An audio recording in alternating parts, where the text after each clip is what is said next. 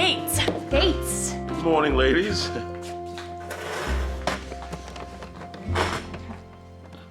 You ladies are here bright and early this morning. In fact, this is the earliest I've ever seen you here on a Monday. We're not leaving until we get some answers. Yeah, what she said. Answers to what? Do we have to refresh your memory? Memory about what? Last Saturday night. 2 days ago.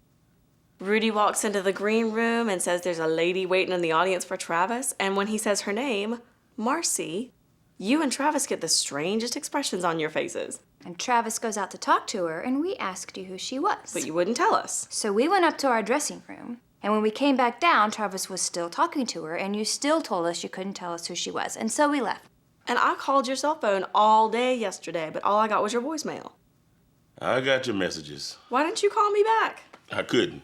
Why? Because I knew you were going to ask me a question that only Travis could answer. But we want to know what's going on. Well, I think I can tell you now, at least partly.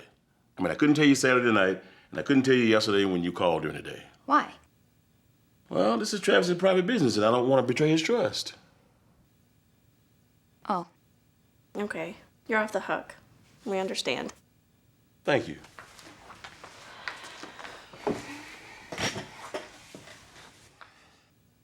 Okay, so can you tell us now? Well, maybe I should just wait. But you just said you could tell us partly. Okay, well, here's what I can tell you. Marcy Blaine and Travis Connors met in high school, and they dated all during their senior year. They even went to the same university and dated all through college. Then a month after they graduated, she broke up with him. Why? Don't know. She never gave him any reason. Just said that she could not see him anymore. That must have been really hard on Travis. Oh, no. It wasn't hard. It just about killed him. I mean, it hit him so hard that he has not dated another girl since. Not a single one. Wow. She hurt him that bad? Yeah, that bad. He got more involved with his acting, though, to keep his focus. And then when he became a Christian, he tried to stay buried in the Word. It helped him through the pain of losing her. So why is she showing up now? 'Cause she said she became a Christian a year ago, and now she wants to be with him again. You're kidding. So what does Travis think about all this? Travis doesn't know what to think. He doesn't know whether to rejoice and praise God or to tell her to leave and not come back. Okay, so Rudy had said whenever he told Travis there was a lady waiting in the audience for him, that she had asked to see Bobby. Who's Bobby? Oh, that. See, Marcy's last name is Blaine. Does that name ring a bell? No. Why? Should it? Well, let's see. It was a little before your time, back in 1962. Yeah, 1962. 1962? A little before our time. Okay, way before your time. Does that make you feel better? Yes, it does. Anyhow, way before your time, there was a song on the radio called Bobby's Girl. Have you ever heard that song?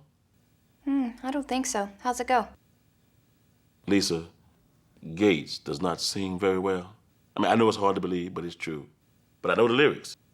The line goes, I want to be Bobby's girl. I want to be Bobby's girl. That's the most important thing to me. No, I've never heard it. Think I might have. Now, the girl that sang the song was named Marcy Blaine, but her last name is spelled B-L-A-N-E, and Travis's Marcy is spelled B-L-A-I-N-E. Anyhow, that song became their song, even though it was recorded long before they met. You know, Marcy used to say to Travis, I want to be Bobby's girl. So I still don't get why she calls him Bobby. 'Cause Travis's name is Travis Robert Connors, and Bobby comes from his middle name. I see. It was her nickname for him. Nobody ever called him that but her. You know, another line in the song says, what a faithful, thankful girl I'd be. And that's what hurt Travis so bad when she broke it off with him. So what's the status of all this now? I don't know. I haven't talked to him since Saturday night. He said he was meeting Marcy on Sunday. That's the last I've heard. Hey, Johanna. Hey, Rudy. Travis called and told me to let you know that he won't be coming in until later this afternoon. He said he's still spending time with Marcy and that it's really important to him. He said that he hopes we'll understand, but if we have any questions, we should ask Gates. Sounded pretty serious. Did he seem okay? Yeah, but it sounded like it was really important to him. I had no idea what he was talking about. I mean, who's Marcy? I'm not quite sure myself. Maybe you should stop by and talk to Gates, let him explain. But wait a little bit, because I need to go first. Okay. Well, is everything okay? I think so. I hope so. It's a long story, Rudy. He needs this time right now. She showed up Saturday and he was going to get with her yesterday. Looks like he's still talking to her today. Is he gonna be all right? Yeah, I think God threw a pitch at him that he didn't see coming, or he never expected. I believe he needs to talk to her right now. We ought to just wait it out. Well, just keep me posted. Let me know if there's anything I need to know. I will. We do these shows every weekend. Monday always comes around, and we're back at it. And Travis is a big part of what we do here. We cannot have him sidetracked. Yeah, and a female, one that's deep in your heart, can probably sidetrack you more than anything else, especially if things with said female are not right. Marcy coming back is going to have an effect on Travis, that's for sure. Well, and we cannot afford to lose him, that's for sure. Well, I don't think we have to worry about that. I hope not. There is a reason why God has allowed Marcy to come back. There is a reason.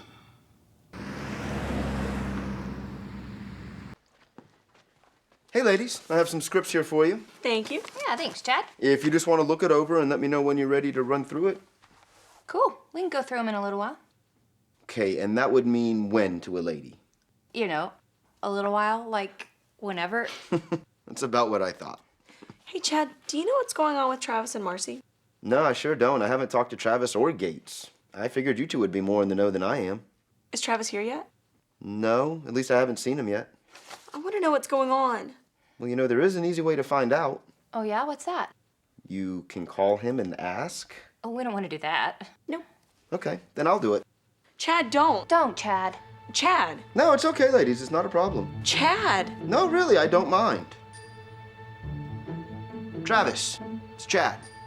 Hey, man, I'm in the green room right now with the ladies, and they want to know what's going on with this Marcy Blaine chick because they want to know. They're curious. Now they're motioning at me like I shouldn't have asked you that. Oh, now they're motioning even harder. Well, now they just look plain mad, but I don't understand why, because I'm just telling the truth. So anyway, what's up? Uh-huh. Uh-huh. Uh-huh. Really? Wow. You mind if I tell the ladies? Oh, okay.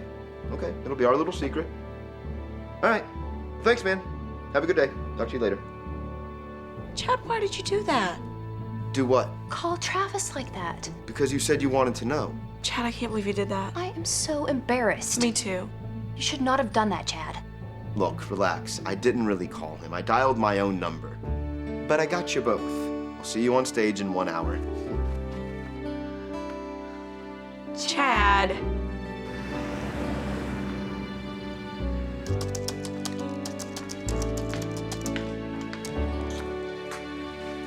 Mr. Gates. Mr. Gates. Miss Abernathy, Miss Andrews. Have you heard anything yet from Mr. Connors? No, not yet. I wonder how it's going. Well, one can only speculate, but I'm sure there's a lot to talk about after 17 years away. You said they were together for 5? 5 years. That's a long time. Yeah, it is. I wonder why she just showed up all of a sudden. Well, she said she became a Christian, and I want to believe that had everything to do with it. Yeah, but what else does she want? I don't know. I guess that's what they're talking about now. Gates, you're not selling any magazines here. You'd be a poor gossip columnist. I'm sorry, Lisa, but I just don't have any information. I'm wondering about this just as much as you are.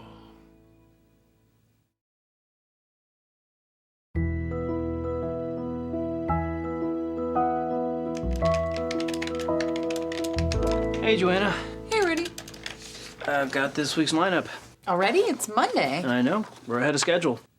We had all these scenes written up last week except for that last one, and that one Chad just handed to me. Gotcha. Well, this is a really interesting theme for the week. I don't think we've ever done a show before on the devil. And I can understand why. I think it'll work for what we want to do. We'll see. Well, you're the producer. I am the producer, and as the producer, I'm just hoping one of my actors will finally show up today and in one piece. Travis isn't back yet? No. And I'm a little concerned. Why? Come to find out, he and Marcy dated for 5 years, and then they were apart for a long time. Now suddenly she's back, and I just know how that can mess a guy up inside. Yeah. So I'm hoping this is good news, and not something that's going to bring any more division our way. We don't need to lose another actor. Especially Travis. He's too valuable. Well, let's not jump to conclusions. I know. It's just hard not to sometimes.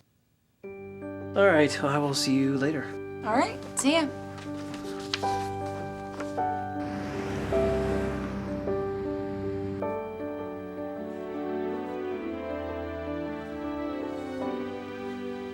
Hey, Rudy. Hey, Gates. What's up? Well, 4 of the 5 scenes that I'm doing in this week's show has Travis in them, and I can't do much rehearsing today. I think this is the first time we've had the show ready this early. At least we know what we're planning to do. Yeah, we've been ahead of schedule the last few shows, which has been a good thing.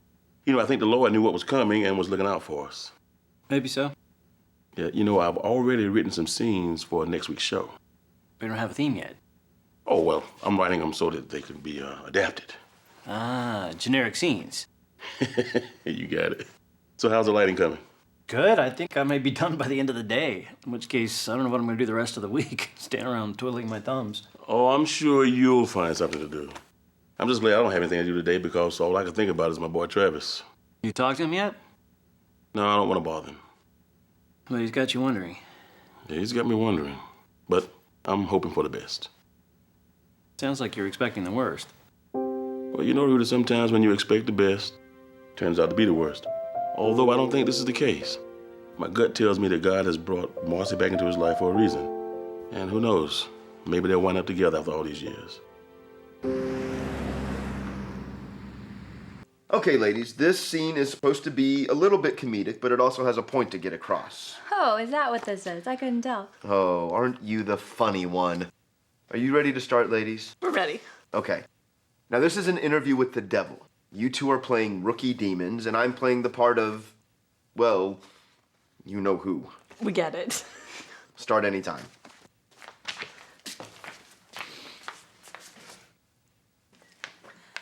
Mr. D. Mr. D. Mr. D, we have a few questions to ask you. Okay, shoot. We want to learn more about how to deceive people and how to keep people from coming to Jesus Christ. Hey. You watch that name down here. I don't like hearing it. The answer to your question is, it's very easy. What do you need to know? First of all, how do we keep people from taking him seriously? Simple. You control the media, since that's where most people get their information. If you keep his name out of the press, you keep his name out of their lives. How do we control the media? We already do. Oh. How do we keep people from going to church? That's actually not a big deal. You don't really need to worry about that. Why? Think about it like this. If you walk into a garage, does that make you a mechanic? No. If you walk into an art gallery, does that make you an artist? No. So if you walk into a church, does that make you a Christian? Oh, right. But some people think it does. And besides, most churches don't preach the real gospel anymore anyway, so it's really not that big of a deal. And the few churches that still do, and they're getting fewer and fewer, by the way, I've got some special demons on those. We're working on it. Good. Mr. D, how do we get couples to divorce each other? Surely you know the answer to that one, right? No, Mr. D, I don't. You mean you haven't taken the Destroying Marriages 101 class yet? No, I haven't. You really are rookies, aren't you? Yes, we are. Most marriages are doomed to fail before they even get started, and people don't even know it. What do you mean? Well, what does that dreadful book say about relationships before marriage? That they should be pure. And are they? Not many. Do you know why? No, why? Because for generations, we've been telling people to follow their desires with relationships before marriage. And what's the result? They get divorced. Bingo! Yippee! And here's the best part. Even though there are more divorces now than ever, they still can't figure out why. It's beautiful. How exciting. So how could getting them to follow their desires lead them to divorce? Because that dreadful book says that fornicators will be judged, but most people haven't figured that out yet, so the divorce rate keeps going up. How cool is that? Very cool. But let's keep this a secret because most people don't know about what I've just told you. Absolutely. My lips are sealed. Mine too. Okay, next question. How do we get people to not believe in creation? That's very simple. We tell them that the world came to be through evolution. Yeah, but how do we know they're going to believe something as impossible as that? Well, we start teaching them evolution in first grade and second grade and third grade, and by the time they become adults, they've bought into the lie and we got them. You do know what the greatest thing about children is, don't you? They'll believe anything. Right. Oh, this is so much fun. What else is on your mind? What do we do when we encounter a true believer? That is a very good question, and I'm glad that you asked, because that's when things can get a little tough. When you come across a true Christian, it will be your job to make their lives very difficult. How? You try to make things go really, really bad for them. You find their weakness and attack them there. We find that using other people is very successful in making their lives difficult, especially family members. And remember, demons, when you do come across a true Christian, they have to follow that dreadful book and its rules. You don't have any rules. You can lie and cheat and steal and do whatever you want to without restrictions, but they have to follow the word. The advantage clearly is yours. But that book says greater is he who lives in them than he who lives in the world. I know what that book says. But most people don't, and that's how we keep them confused and in bondage. Do you understand? We understand. Got it. Anything else? I don't think so. Yeah, I have one more question. Okay? Why is demon number 15438 always chilling by the pool? I've noticed that too. It's like he's on a permanent vacation. He is. He's being rewarded for his very good work. What'd he do? You're going to learn more about Demon 15438 in a more advanced class, but I'll go ahead and give you a sneak preview. Okay, tell us. That demon came up with one of the greatest deceptions ever. What? He started the rumor that if you believe in God and lead a good life, you'll go to heaven. How brilliant is that? Do you have any idea how many people we've deceived with that line? It completely eliminates the need for that name that we don't use around here. Millions and millions of people have bought into this lie. It's a bestseller, so much so that I decided to reward him accordingly. With the permanent vacation? That's right. And if you two ever come up with something like that in your demonic careers, you'll be poolside as well. How exciting. Thanks, Mr. D. You're welcome. Thanks for answering all of our questions. We'll start deceiving just as soon as we finish our training.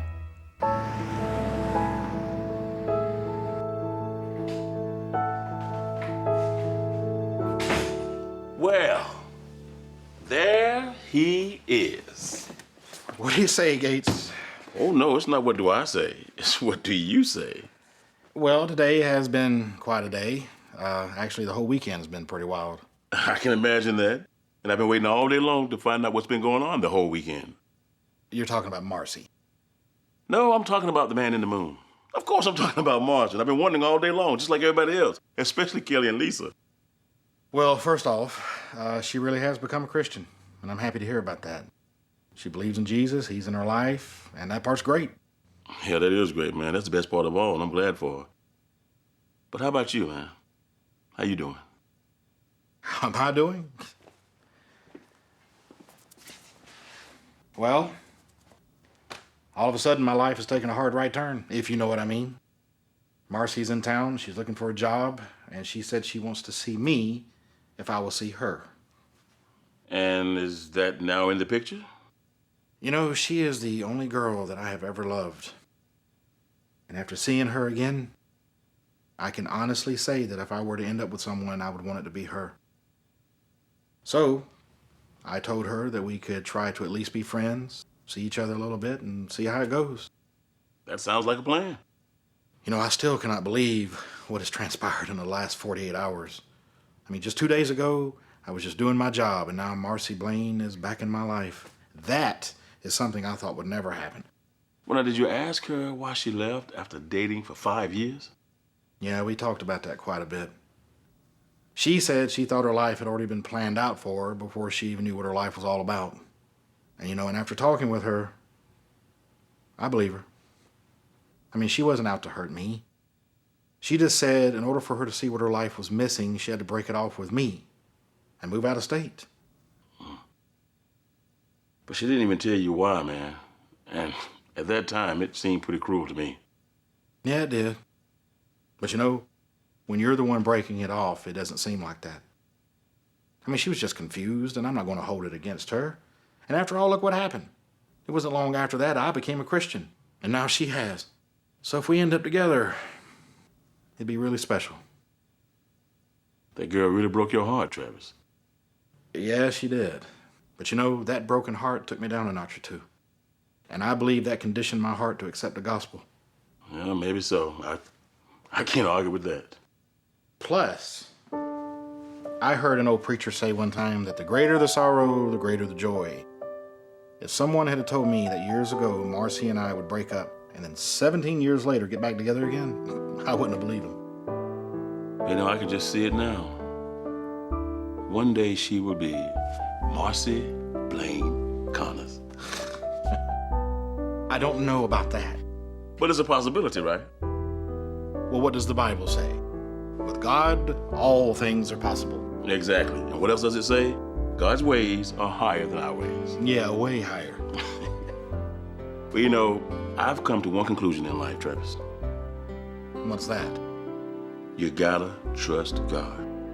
With everything that happens, you gotta trust Him. You gotta believe that He has your best interest at heart, no matter what comes or does not come your way. And it looks to me like He has brought Marcy back your way. Yes, He has.